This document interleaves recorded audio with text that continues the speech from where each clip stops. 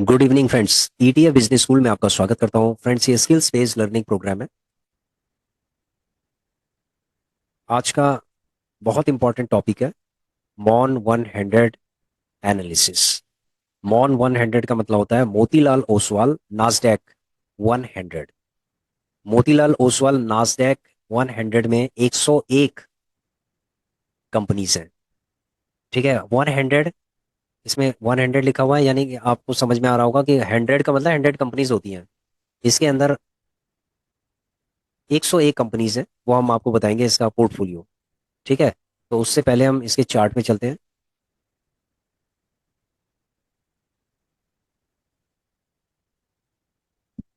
ये देखिए, ये सामने आपको चार्ट दिखाई दे रहा है।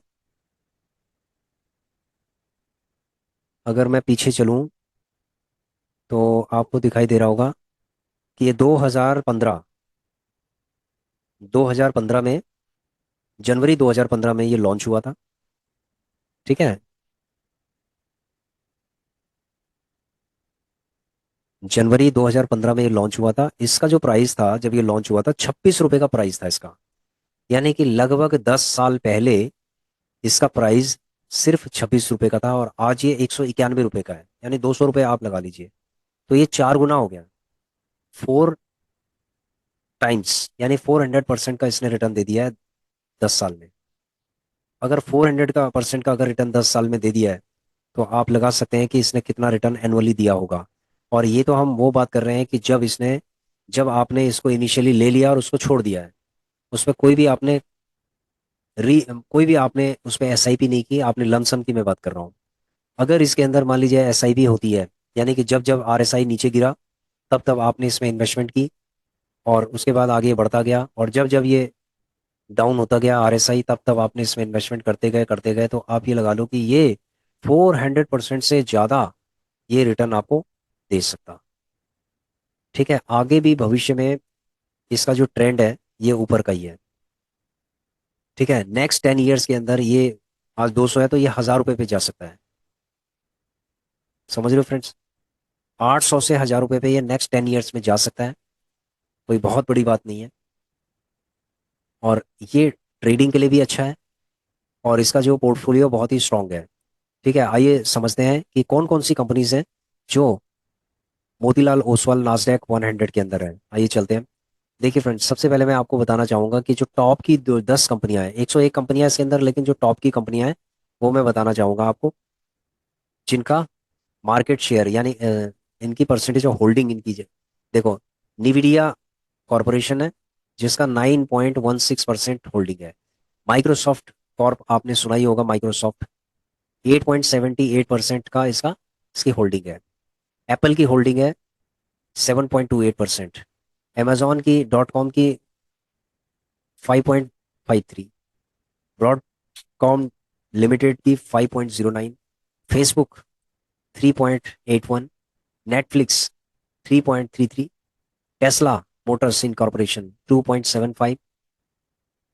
कॉटको होलसेल कॉर्पोरेशन, अल्फाबेट है, अल्फाबेट इनकॉर्पोरेशन क्लास सी है। सिस्को का नाम आपने सुना होगा, 1.61 है। बहुत सारी कंपनीज हैं जिनके आपने नाम सुने होंगे, इंटरनेशनल लेवल की कंपनीज हैं।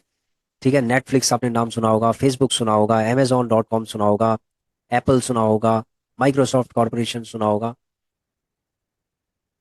तो जो टॉप 10 होल्डिंग्स हैं वो हमने आपको दिखाई है। उसके बाद अगर हम आगे की अगर होल्डिंग की बात करें, तो बहुत सारी ऐसी कंपनीज है, जैसे बुकिंग होल्डिंग्स इनकॉर्पोरेशन हो गया, टेक्सास इंस्ट्रूमेंट्स इनकॉर्पोरेशन हो गया है। तो बहुत सारी, सिस्को का नाम आपने सुना होगा, सिस्टम्स। ठीक है, 1.61% की होल्डिंग है इसमें। पेप्सी को कंपनी का, जैसे जो पेप्सी आप पीते हो, ठीक है, उसकी होल्डिंग है इसके अंदर 1.06। ठीक है, एडोबी आपने सुना होगा, जैसे एडोबी के जो सॉफ्टवेयर होते हैं, 0.96%। हनीवेल इंटरनेशनल आपने सुना होगा, शोपिफाई आपने सुना होगा।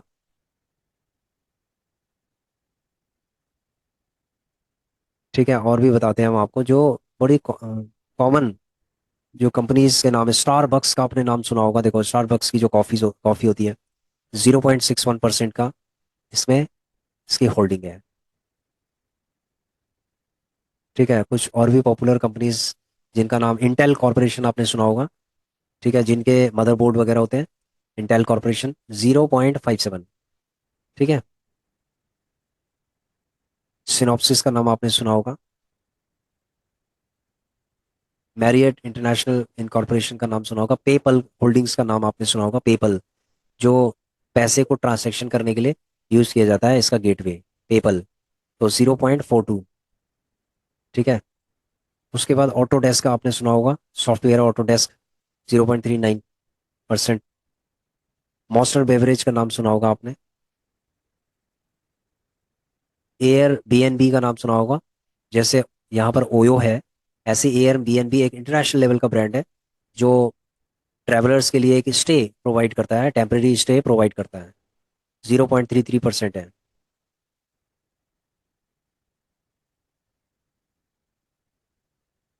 ठीक है, तो बहुत सारी ऐसी कंपनीज हैं इसके अंदर।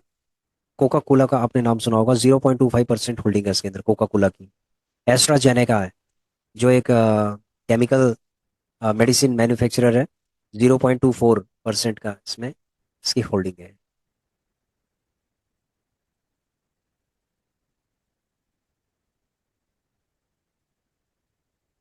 आगे चलते हैं।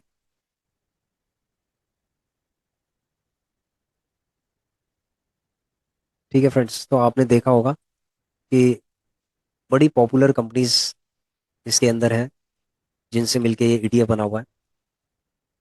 ठीक है। तो ये जो ईटीएफ है, इसके अंदर 100 कंपनी, मैं कहता हूँ 100 मान लेता हूँ, चलो 100 कंपनियां इसके अंदर है। अब आप ये लगाओ कि कितना डाइवर्सिफाई पोर्टफोलियो है। अगर एक कंपनी मान लीजिए डूब भी गई, तो दूसरी आ जाएगी, रिप्लेस हो जाएगी। ठीक है। तो ये कितना तगड़ा ईटीएफ है, बड़ा। ये अपने आप में, खुद अपने आप में इतना डाइवर्सिफाई है कि कोई दिक्कत नहीं है। तो अगर सपोज मान लीजिए किसी के पास 10 लाख रुपए है, तो वो मॉन 100 के साथ कैसे काम करेगा। सबसे पहले मैं ये कहना चाहता हूँ कि देखो, बड़ी रकम इसके अंदर कैसे इन्वेस्टमेंट होती है। सबसे पहले एक कन्विक्शन आती है कि भाई मोतीलाल ओसवाल नास्डैक 100 में किस टाइप की कंपनीज हैं, क्योंकि एकदम से मोतीलाल हम कहें कि मॉन 100 में इतना इतना कर दो, सबसे पहले किन कंपनीज से मिलके ये बना हुआ है। ठीक है, दैट इज द क्वेश्चन। ये कौन कौन सी कंपनीज हैं जिन पे इसकी होल्डिंग्स है, वो हमने समझ लिया।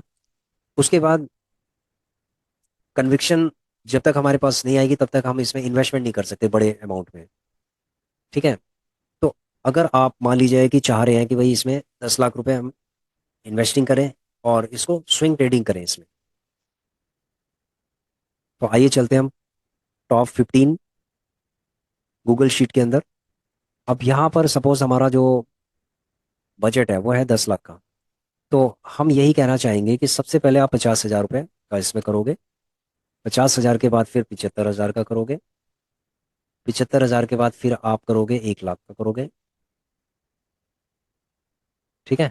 1 लाख के बाद आप करोगे 1.25 लैक्स, और ये हो गया 1.5 लाख। ठीक है, 1.5 लाख के बाद बस 1.5 लाख हो गया। तो ये कितनी बार हो गया, 3, 4, 5, 5 बारी में हमारा 5 लाख रुपए हो गया। ठीक है, जिस तरीके से हम ये चल रहे हैं, हमने अपने अमाउंट को बढ़ाया है। ठीक है, और 5 लाख रुपए का हमने इन्वेस्टमेंट कर दिया 5 बारी में। अब कितने रुपए के अंतराल में हमें इसमें करना चाहिए, आइए चार्ट में देखते हैं। देखिए फ्रेंड्स, ये 220 से लेकर और ये नीचे कितना 103 तक है। यानी कि ये समझ लीजिए कि 20 से 25 रुपए ये डाउन जा सकता है।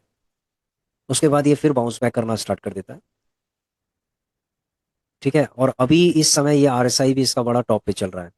तो यहाँ पर जो आरएसआई जब नीचे था ना, तो वहां पर एक मौका था। जब ओवर सोल्ड जोन में ये चला गया, तो वहां पर एक मौका था। यहाँ पर हम 50 हजार रुपये से 1 लाख रुपए तक यहाँ पर लगा सकते थे।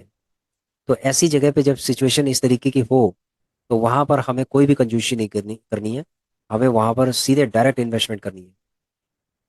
तो ये ऊपर आ गया, देखिए यहाँ से 163 से 196 पे आ गया। तो फ्रेंड्स, बड़ा तगड़ा बाउंस बैक है।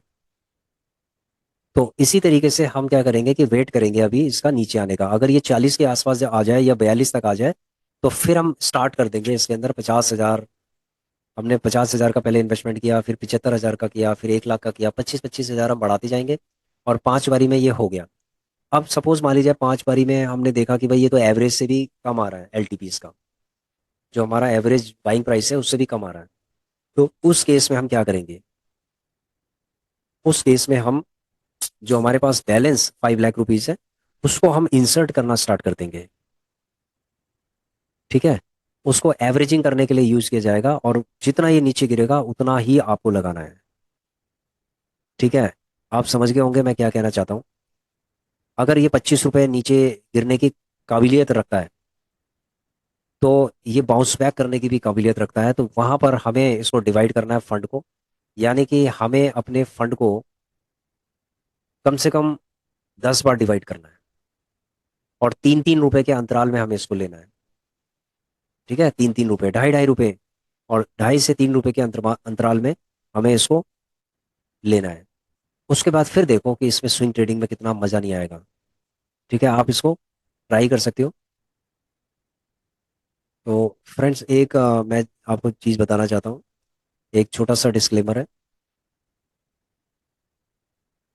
डिस्क्लेमर ये है कि जो भी वीडियो हम बना रहे हैं ये एजुकेशनल पर्पज़ के लिए है, और जो भी आप डिसीजन लेंगे आप अपने एनालिसिस के बाद लेना चाहिए आपको, और किसी के कहने पे नहीं लेना चाहिए जब तक कि आप उसको अच्छे से स्टडी नहीं कर लो, कंफर्म कर लो, एनालिसिस कर लो, उसके बाद आप फाइनल डिसीजन आपको लेना है। ठीक है, किसी के कहने पे नहीं लेना। We are not a SEBI registered adviser, and we are only a trainer, and we give training for ETF. ETF के बारे में जो भी कुछ होगा, लर्निंग है, वो सारी चीज़ें हम आपको बताते हैं, और यही हमारी एक्सपर्टीज है। ठीक है फ्रेंड्स, तो यहाँ पर जो चार्ट है ये कम से कम 20 से 25 रुपए जब नीचे गिर गया, तो हम 2 से 2.5 रुपए तक हम लगा सकते हैं, 2 रुपए भी लगा सकते हैं, 2.5 रुपए भी लगा सकते हैं। तो लगाने के बाद, उसके बाद लगाने के बाद जैसे आपने लगा दिया, ठीक है, उसके बाद नेक्स्ट लेवल का वेट करो, फिर नेक्स्ट लेवल का वेट करो, नेक्स्ट लेवल का वेट करो। अगर इसी तरीके से नीचे नीचे मार्केट जाती जाएगी तो आपका बाय होता जाएगा, और आपको बहुत तगड़ा फायदा होने वाला है। यानी कि जितना ये नीचे जाएगा और आपका बाय अगर होता जा रहा है, तो इसका मतलब है कि जब ये बाउंस बैक करेगा तो सबसे ज्यादा फायदा आपको। समझ गए फ्रेंड्स?